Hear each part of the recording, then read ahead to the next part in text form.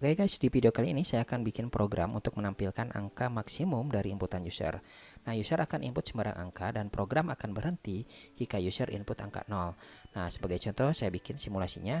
Jika user akan input angka pertama itu 3, lalu yang kedua adalah 4, 5, dan terakhir ada 0. Jadi pada saat 0 dia akan keluar dari looping while ya, dan akan menampilkan output angka maksimum 5. Dan sekarang kita akan coba bikin programnya, dan seperti biasa kalian bikin kelas dan call main method lalu deklarasikan objek scanner. Berikutnya kita akan bikin variabel, saya akan namakan variabel number yang akan menampung inputan dari scanner ya. Dan berikutnya juga saya akan create variabel maksimum, saya singkat max, yang akan menerima hasil angka maksimum yang diinput dari number. Nah, saya akan kasih judul dulu ya. Saya akan kasih judul untuk di terminalnya. Jadi supaya user tahu apa yang harus dilakukan. Enter integer 0 for exit. Seperti ini, dan saya akan hilangkan ln-nya.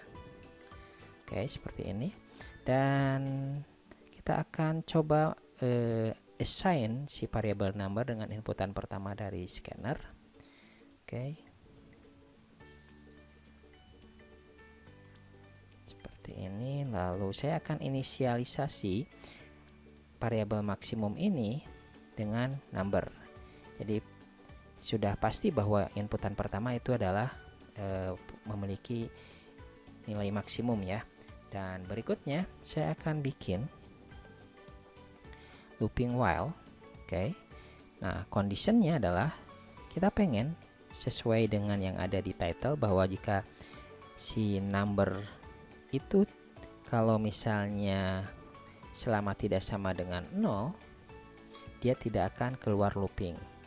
Nah, di sini saya ambil lagi contohnya, saya kopi di sini. Jadi pertama inputan yang pertama dan inputan yang kedua, karena maksimum number yang kedua ini tidak sama dengan 0 misalnya ya, maka dia akan masuk ke dalam looping. Dan kita akan cek jika number yang diinput oleh user ini lebih besar dari nilai maksimum, maka kita akan swapping ya. Kita tukar bahwa si maksimum ini saya assign ke number. Oke, seperti ini. Dan selanjutnya saya akan shout lagi, maka angka maksimum itu adalah, saya concat di sini, tampilkan variabel max, dan jangan lupa untuk meng-close scanner seperti biasa. Oke, sekarang kita ini satu kurang ya, number. Oke, sekarang kita running.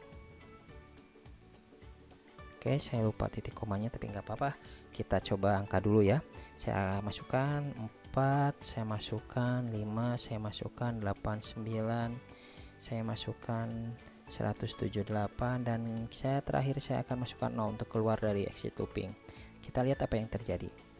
Oke, angka maksimum 178. Oke, ini cara penggunaan implementasi looping while do ya. Oke, kita juga bisa mengimplementasikan dengan do while. Nah, perbedaannya jika misalnya kita perhatikan untuk yang pakai while do ya, kita harus menginput angka pertama di luar body while gitu kan.